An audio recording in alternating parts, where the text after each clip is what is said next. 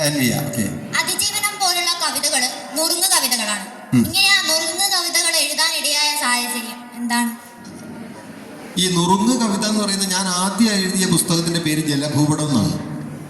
അതില് വലിയ കവിതകളാണെങ്കിലും കുറച്ച് ചെറിയ കവിതകളുണ്ട്. ഈ വലിയ കവിതകൾ എഴുതുമ്പോൾ നമുക്ക് ഇടയ്ക്ക് തോന്നും അത്രയും പറയേണ്ടതുണ്ടോ, നമ്മൾ കുറച്ച് പറഞ്ഞാൽ പോരെ, ബാക്കി വായനക്കാർ സ്വയം അതിനോട് പൂരിപ്പിച്ചു കൊള്ളില്ലേ എന്നൊരു ആലോചന വരും ചില കവിത എഴുതുമ്പോൾ. വരികൾക്കിടയിൽ ആര് വായിക്കും? വായനക്കാർ വായിച്ചുള്ളൂ. നമ്മൾ റൂബി പറയുന്നുണ്ട്, എന്താണ് സംസാരം എന്ന് പറയുന്നത് ഒരു പുഴയാണ്, നിശബ്ദത സമുദ്രം എന്ന് പറയുന്നത് കവിതയിൽ അത് വളരെ പ്രധാനമാണ്. Speech is a river, silence is an ocean. Coleman ബാക്സിന്റെ ട്രാൻസ്ലേഷൻ ആണത്. Speech is a river, silence is an ocean. സംസാരം എന്ന് പറയുന്നത്, ശബ്ദം എന്ന് പറയുന്നത് ഒരു പുഴയാണ്, നിശബ്ദതയോ അതൊരു കടലാണെന്ന് പറയും. അപ്പൊ കവിതയ്ക്കകത്ത് നിശബ്ദത കൊണ്ടുവരിക, കുറച്ച് പറയാം, ബാക്കി ആര് സങ്കല്പിച്ചോളും? വായനക്കാർ സങ്കല്പിച്ചോളും. ഈ ഒരു സങ്കല്പം നിന്നാണ് ഈ കവിതകൾ ചെറുതായി വരുന്നത്. സ്മാരകം എന്ന കവിതയിൽ ചെറിയൊരു അപ്പൂപ്പൻതാടിയുടെ വിത്ത് മറ്റിടത്ത് വീണ് അത് നാളേക്ക് വലിയൊരു സ്മാരകമായി മാറുന്ന സാർ പറഞ്ഞല്ലോ. അപ്പോ ഈ ഒരു ആശയം അങ്ങയുടെ മനസ്സിലെത്തിക്കാനിടയ പശ്ചാത്തലം എന്താണ്? കവിത അപ്പൂപ്പൻതാടിയെ കുറിച്ചുള്ള കവിതയാണ് പ്രത്യക്ഷത്തിൽ.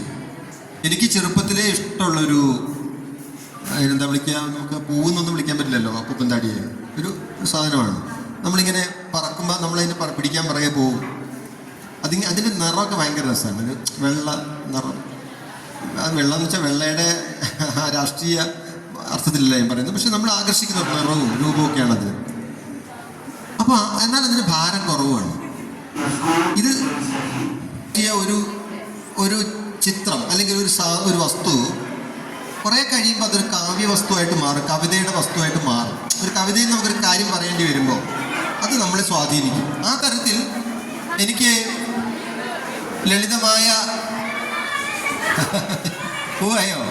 ലളിതമായ ഒരു ജീവിതത്തെക്കുറിച്ച്, ഭാരം കുറഞ്ഞ ഒരു ജീവിതത്തെക്കുറിച്ച് പറയേണ്ടി വരുമ്പോൾ എനിക്ക് ഇമേജായിട്ട് എനിക്ക് എടുക്കാൻ പറ്റുന്ന എന്താ? അപ്പൂപ്പൻതാടിയാണ്. അങ്ങനെയാണ് ഞാൻ ആ ഇമേജ് എടുക്കുന്നത്. ഓരോ എഴുത്തുകാരുടെ വിജയത്തിന് പിന്നിലും അവരെ സ്വാധീനിച്ച പുസ്തകമോ അല്ലെങ്കിൽ വ്യക്തിയോ ഉണ്ടെന്ന്. അങ്ങനെ സാറിനെ സ്വാധീനിച്ച പുസ്തകമോ അല്ലെങ്കിൽ വ്യക്തിയോ ഉണ്ടോ? കവിത എന്ന് പറയുന്നത് നമ്മൾ വായുവിൽ നിന്ന് ഭസ്മെടുക്കുന്നത് പോലെയുള്ള ഒരു വിദ്യയല്ല. നമ്മൾ കുറേ കാലമായിട്ട് വായിക്കുകയൊക്കെ ചെയ്യുന്നതിൻ്റെ ഒരു സംസ്കാരം നമ്മുടെ ഉള്ളിലുണ്ടാവും. കവിതയിലെ സംസ്കാരം ഉണ്ടാവും. അതിൽ നിന്നാണ് പുതിയ കവിത ഉണ്ടാവുന്നത്. എനിക്ക് മുമ്പ് എഴുതിയ എല്ലാ കവികളും എന്നെ സ്വാധീനിച്ചിട്ടുണ്ട്, എല്ലാ കവികളും, പ്രത്യേകിച്ച് കുമാരനാശാനൊക്കെ. കാരണം കുമാരനാശാൻ്റെ കവിതയിലൊക്കെ ഭയങ്കര ആഴമുള്ള കവിത. അത് വായിക്കുമ്പോൾ നമുക്കും അതുപോലെയുള്ള ഇമേജസ് ഒക്കെ ഉപയോഗിക്കാൻ തോന്നും. നാടൻ പാട്ടുകൾ, കവിതകളിൽ നാടൻ പാട്ടുകൾ അതൊരു വലിയ അളവോളം എന്നെ സ്വാധീനിച്ചിട്ടുണ്ട്. പഴയകാലത്ത് നാടൻ പാട്ടുകൾ, പഴഞ്ചൊല്ലുകളൊക്കെ മനോഹരമായ കവിതയാണ്, കാച്ചിക്കുറുക്കിയ കവിതയാണ്. അപ്പം ആ ഒരു വലിയ പാരമ്പര്യമുണ്ട്. പിന്നെ ലോക കവിതയൊക്കെ വായിക്കുന്നുണ്ട്, തമിഴ് കവിതകൾ ട്രാൻസ്ലേഷനൊക്കെ വായിച്ചിട്ടുണ്ട്. അപ്പം അതിൻ്റെയൊക്കെ സ്വാധീനം എൻ്റെ കവിതയിൽ സ്വാഭാവികമായിട്ടും ഉണ്ടാകും. താങ്കളുടെ എഴുത്തിലേക്കുള്ള ആദ്യ ചുവടുവെപ്പ് എപ്പോഴായിരുന്നു? ഞാൻ നേരത്തെ ഒരു കോഴിയുണ്ടായിരുന്നു, പൂവൻകോഴി. അതിനകത്ത് കറി വെച്ചു. ഞാൻ കുറച്ച് കഴിഞ്ഞപ്പോഴാണ് അറിഞ്ഞത്. അപ്പോൾ സ്വാഭാവികമായിട്ടും കുട്ടി എന്ന നിലയ്ക്ക് വേദനയുണ്ടാവും. ആ കോഴിയെക്കുറിച്ചാണ് ഞാൻ ആദ്യത്തെ കവിത എഴുതിയത്. സ്വർണ്ണക്കല്ല് പതിച്ചുള്ള വർണ്ണം ചിതറും തൂവലുമായി കണ്ടാൽ അവനൊരു ഗംഭീരൻ സുന്ദരരൂപൻ ചെറുപൂവൻ എന്ന നയകൃഷ്ണ എന്ന പേര്. സ്മാരകം എന്ന കവിതയിൽ അപ്പൂപ്പൻതാടി പോലെ നമ്മൾ കുട്ടികളും സ്വതന്ത്രമായി ജീവിക്കണമെന്നാണോ അങ്ങ് പറയുന്നത്? ായിട്ട് ജീവിക്കുക. നമ്മുടെ പ്രധാനപ്പെട്ട ഒരു പ്രശ്നം എന്താണ്? നമ്മൾ കൂടുതൽ ഭാരം അവസാനിപ്പിക്കുക അല്ലേ? ഒരു സെക്കൻഡ് ഇതെന്ന് പറഞ്ഞു. താങ്കൾക്ക് കുറും കവിതകളോട് ഇഷ്ടം തോന്നാൻ കാരണം എന്താണ്? കടങ്കഥകള്, നാടൻ കഥകൾ, ഇതൊക്കെ ഞാൻ ചെറുപ്പത്തിലെ കുഞ്ഞുണ്ണി മാഷിന്റെ കൂടെയൊക്കെ കഴിഞ്ഞ കാലത്ത് വായിക്കാൻ ഇടവന്നിട്ടുണ്ട്. ഒരുപാട്, ആയിരക്കണക്കിനുണ്ട്. 10,000 പഴഞ്ചൊല്ലുകൾ തന്നെ മലയാളത്തിൽ ശേഖരിച്ചു. 10,000 പഴഞ്ചൊല്ലുകൾ. വേലായുധൻ പണിക്കശ്ശേരിയുടെ പുസ്തകമുണ്ട്, കുഞ്ഞുണ്ണി മാഷിന്റെയും വലിയൊരു പുസ്തകമുണ്ട്, പഴഞ്ചൊല്ലുകൾ. ഇതൊക്കെ വായിക്കുമ്പോൾ ഇത്ര പറഞ്ഞാൽ പോരെ തോന്നും നമുക്ക്. അങ്ങനെയാണ് അതിൻ്റെ ഒരു രീതിയിലേക്ക് നമ്മൾ വരുന്നത്.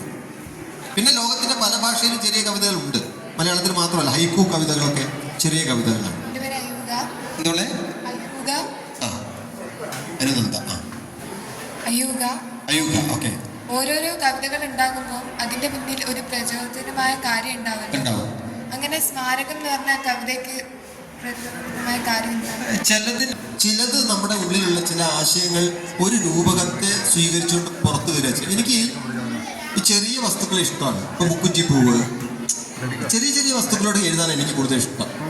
അതിൽപ്പെട്ടതാണ് ഈ അപ്പൂപ്പൻ താടി. അപ്പൊ സ്വാഭാവികമായിട്ടും ഒരു അപ്പൂപ്പൻ താടി ഞാൻ കണ്ടിട്ടുണ്ടാവാം. മുമ്പേ കണ്ട ഓർമ്മകൾ എൻ്റെ ഉള്ളിൽ സഞ്ചിതമായിട്ട് കിടപ്പുണ്ട്. പെട്ടെന്ന് എനിക്കൊരു കാര്യം പറയേണ്ടി വന്നപ്പോൾ ഒരു കാരണമായി ഉണ്ടാവാം. അതിന് പ്രത്യക്ഷത്തിലൊരു കാരണമെന്ന് വേണമെങ്കിൽ പറയാവുന്ന സംഭവം ഞാൻ പറയാം. എൻ്റെ വീട്ടിലെ ഈ TB സാനിറ്റോറിയത്തിലേക്കൊക്കെ പഴയ വസ്ത്രങ്ങൾ ശേഖരിക്കാൻ ഒരു മനുഷ്യൻ വരുന്നു. പഴയ വസ്ത്രം ശേഖരിക്കാൻ വേണ്ടി അയാളെ കണ്ടാലും ഒരു പേഷ്യൻ്റാണെന്ന് തോന്നുന്നു. അത്രയും വിഷമിച്ച ഒരു ശരീരപ്രകൃതിയുള്ള ഒരാളാണ് അയാൾ. വേറൊന്നും ആവശ്യപ്പെടില്ല. അയാൾക്ക് എന്താ വേണ്ടത്? പഴയ വസ്ത്രങ്ങൾ. ഞാനൊക്കെ ആലോചിച്ചിട്ട് ഇത്രയും മിക്കവാറും ഒരു മാസത്തിൽ 2 മാസം കൂടുമ്പോൾ വരും അയാൾ. പൈസ കൊടുത്താൽ അയാൾ വാങ്ങില്ല. കണ്ടാൽ പൈസ കൊടുക്കാൻ തോന്നുന്നു. അത്രയും ദയനീയമായ അവസ്ഥ. പൈസ വാങ്ങില്ല അയാൾ. അയാൾക്ക് പഴയ വസ്ത്രങ്ങൾ മാത്രം മതി. അപ്പം അങ്ങനെ സ്വന്തം ജീവിതത്തെ ലളിതമായി കണ്ട് കുറച്ച് എന്താണ് അതിൻ്റെ വെളിച്ചം മറ്റുള്ളവർക്ക് കൊടുക്കുന്ന ഒരുപാട് ആളുകളില്ലേ. അത്തരം ദൃശ്യങ്ങളൊക്കെ ആയിരിക്കും ഞാനൊക്കെ അങ്ങനെ എഴുതാൻ പ്രേരിപ്പിച്ചിട്ടുണ്ടാകും. എൻ്റെ പേര് അനന്യ. സാറിന്റെ അതിജീവനം എന്ന കവിതയൊക്കെ ഞാൻ വായിച്ചിരുന്നു. അതിലെ അധികവും ആവർത്തിച്ചു കൊണ്ടിരിക്കുന്നത് മരം, സൂക്ഷ്മജീവികൾ തുടങ്ങിയവയൊക്കെയാണല്ലോ. അതിന്റെ കാരണം എന്താണ്? മല ഒക്കെ ഉണ്ട്. എൻ്റെ ചുറ്റുപാടും എന്നോടൊപ്പം ജീവിച്ച സൂക്ഷ്മജീവികളും പിന്നെ എൻ്റെ ഉമ്മയ്ക്ക് ഭയങ്കര ഇഷ്ടമായിരുന്നു ഇത്തരം ജീവികളുടെ. പൂച്ച, ആട്, ഇതിനൊക്കെ എല്ലാത്തിനും ഭയങ്കര ഇഷ്ടമായിരുന്നു. അപ്പം അതൊക്കെ ആയിരിക്കും എൻ്റെ ഉള്ളിലേക്കും അതിനോടൊരു ഇഷ്ടം ജനിപ്പിച്ചിട്ടുണ്ടാവുക. പിന്നെ വലിയ വസ്തുക്കൾ എല്ലാവരുടെയും കണ്ടുപെടും. അതിനെക്കുറിച്ച് എല്ലാവരും എഴുതും. ചെറിയ വസ്തുക്കൾ ആരുടെയും കണ്ടുപെടില്ല. അതിനെക്കുറിച്ച് ആരും എഴുതില്ല. ആരെങ്കിലുമൊക്കെ വേണ്ടേ അവരെക്കുറിച്ച് എഴുതാൻ. അതുകൊണ്ട് ഞാൻ എഴുതുന്നു കാക്കിയാൽ മതി. കവിതകൾ അനുഭവങ്ങളുടെയും കൂടി ആവിഷ്കാരമാണെന്ന് പറഞ്ഞു കേട്ടിട്ടുണ്ട്. 40 വർഷം മുമ്പുള്ള ബാല്യം, അപ്പൂപ്പൻ താടിയിൽ പറത്തി കളിക്കുന്ന കമ്മരെ കുറിച്ച് കേട്ടിട്ടുണ്ട്. ഈ കവിതയിലെ പ്രമേയം അങ്ങയുടെ അനുഭവം നിന്നും എടുത്തതാണ്. ഒന്ന്, ഈ ചെറുപ്പത്തിലെ ഞാൻ അനുഭവിച്ചിട്ടുള്ള പലതരത്തിലുള്ള എന്താ പറയുക വേദനകൾ, പീഡനങ്ങൾ, രോഗാവസ്ഥ, ഇതൊക്കെ എൻ്റെ ഒരു എന്താണ് അശക്തിയെക്കുറിച്ച് എനിക്ക് നല്ല ബോധ്യമുണ്ട്.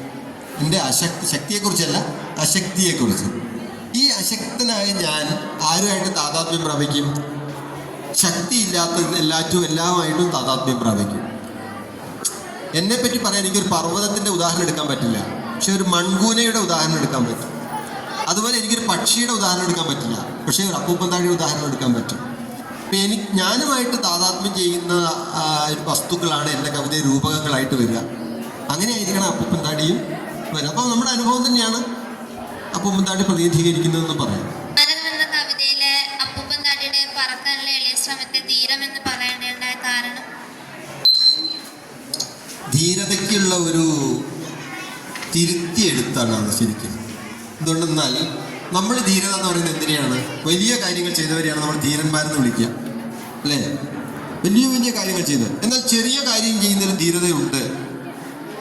ധീരതയുടെ മൂല്യം അളക്കേണ്ടത് അത് വലുതാണോ നോക്കിയിട്ടല്ല, അതിൻ്റെ അകത്ത് പ്രവർത്തിക്കുന്ന കരുണയുടെയും സ്നേഹത്തിൻ്റെയൊക്കെ അംശം എത്രത്തോളം ഉണ്ടെന്ന് നോക്കിയിട്ടാണ്.